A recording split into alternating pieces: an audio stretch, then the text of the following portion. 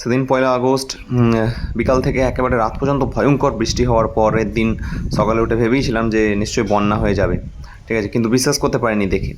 তারপর আমরা ঠিক করলাম এই জলখাবেলার দিকে 10টার সময় আমরা বন্যা দেখতে বেরিয়ে পড়বো। দেখছেন সামনে ভয়ঙ্কর রকমের জমিতে জল জমে গেছে, প্রচুর হাওয়া দিচ্ছে। আমরা চলেছি সেই বন্যা দর্শন করতে।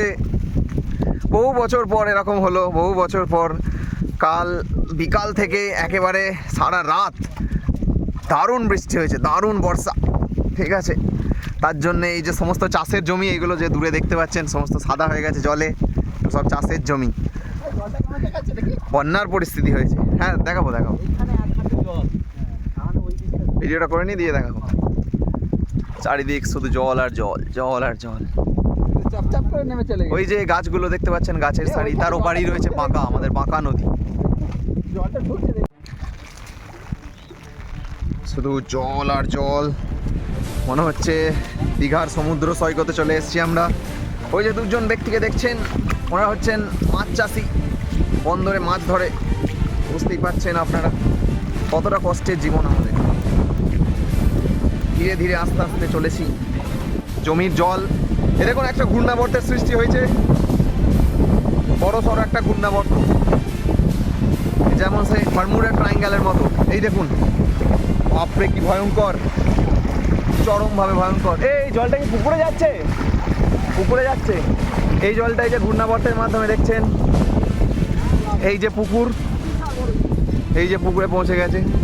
পুকুরটা ফাঁকা ছিল, একদম ফাঁকা ছিল। ও বাপরে বাপরে, কি জলপ্রপাত, কি ভয়ঙ্কর জলপ্রপাত। নামবে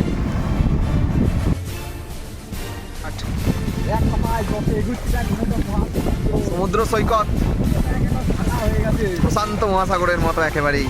ও বাপরে, সে কোথায় চলে এসছি। আস্তে আস্তে, স্লোলি স্লোলি।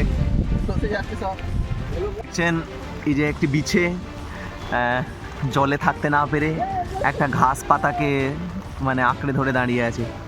এত কাছ থেকে এসব দেখতে পাওয়া যায় না, বিছে খুব বিষাক্ত জিনিস। ভীষণ বন্যার উদ্দেশ্যে এগিয়ে যাওয়ার আগে প্রথমে আমরা এই বন্যার দৃশ্যের কিছু ছবি তুলে নিলাম। বাপরে, শুধু জল আর জল। কার্তিক দাও নিজের কিছু ছবি তুলে নিল।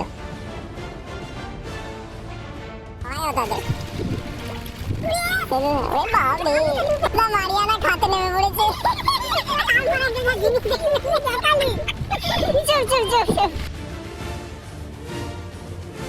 কিছুক্ষণ আগে শুধুমাত্র বন্যা ছিল, কিন্তু এই মুহূর্তে জোরে ঝেঁপে বৃষ্টি এসেছে এবং তার মধ্যে মাঠে শুধুমাত্র আমরা তিনজন ব্যক্তি। আমি ক্যামেরা করছি আর এই যে সিতুদা আর কার্তিক দা, আমরা এদিকে বন্যা এবং বৃষ্টি দুটোরই আনন্দ নিচ্ছি। অসাধারণ এক দৃশ্য। মানছি যে বন্যা, হ্যাঁ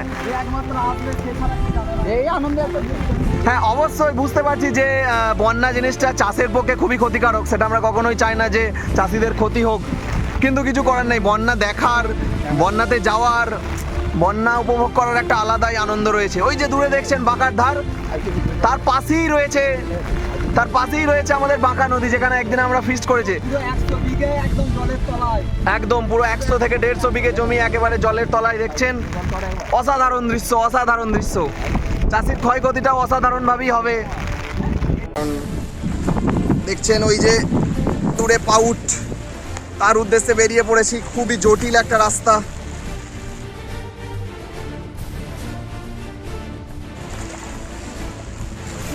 মৃত্যুকে সঙ্গী করে আমরা এগিয়ে চলেছি। বাপরে কি ভয়ঙ্কর। তবে এই রকম ভাবে বন্যাকে অভিজ্ঞতা করা মানুষজন হয়তো ভবিষ্যতে আর পাওয়া যাবে না। আমরাই হয়তো শেষ জেনারেশন। শরীরটাও সামান্য খারাপ, ওকে দোষ দেওয়া ঠিকও হবে না, সেই কারণে ও মাঠে আসতে পারলো না পুরোপুরিভাবে। কিন্তু ভয় নেই, আমরা এগিয়ে চলেছি, খুবই তোড়জোড় করে এগিয়ে চলেছি। জমির রাস্তা খারাপ নয়, ভালো বললেই চলে। ওই যে কিছুক্ষণের মধ্যেই মনে হচ্ছে আমরা পাউডটার কাছে পৌঁছে যাব। না পড়বো না, খাল আছে অনেকটা। ঠিক আছে, আস্তে আস্তে পাটা দিবি কিন্তু। প্রচুর খাল। ও মাই গড, এই রে এবার আমার তোর, এ ভাই তাড়াতাড়ি বাড়ি চল, আমার আর ভাষা বেরোচ্ছে না। হ্যাঁ দেখুন দেখুন, ও সরি, হাঁটু পর্যন্ত জল, কোমর পর্যন্ত জল, খুবই ভয়ঙ্কর। দেখছেন কতটা কষ্টের মধ্যে, আপনাদের ব্লগের জন্য আমরা এসব করছি। এই ইউটিউবে ছেড়ে দেবো, এত কষ্ট করে যখন করছি ইউটিউবে ছেড়েই দেবো। চারপাশে শুধু জল আর জল, এমনকি থেমে রয়েছে না এই জল।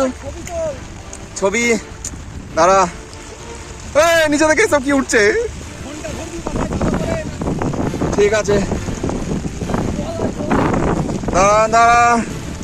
জয় ফোন পড়ে গেলে তুই আর এই ফোন পাবি না, আমাকে দোষ দিবি না গো। হয়ে গেছে, তোলা হয়ে গেছে, চল। একটাই প্রার্থনা, কোনো প্রাণীর দ্বারা যেন আক্রমিত না হই আমরা, একটাই শুধুমাত্র প্রার্থনা। চলি এসেছি পাউটের কাছে, আলটা বোঝার চেষ্টা করো কার্তিক দা। ও আমাদের কোমর ভিজে গেল, আল পেয়েছি, চলে এসেছি একটা আলের কাছে। এই আল থেকে নেমে বললি,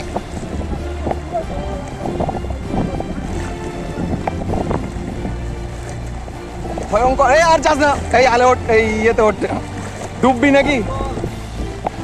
দেখছেন পাউট দূরে রয়েছে, ওই যে আমাদের পাকার ধার। অনেক কষ্টে পেরিয়ে চলে এসেছি আমরা এই পাউটের ওপর। দেখছেন এই যে ইয়ের পোল, ওই যে দূরে পাকার ধার, খরদ, দূরে আহিরা গ্রাম, দূরে সিতুদা দাঁড়িয়ে রয়েছে, হাত দেখাচ্ছে, বৃষ্টিতে দেখা যাচ্ছে না। ও তোর কাছে তুই ওঠ।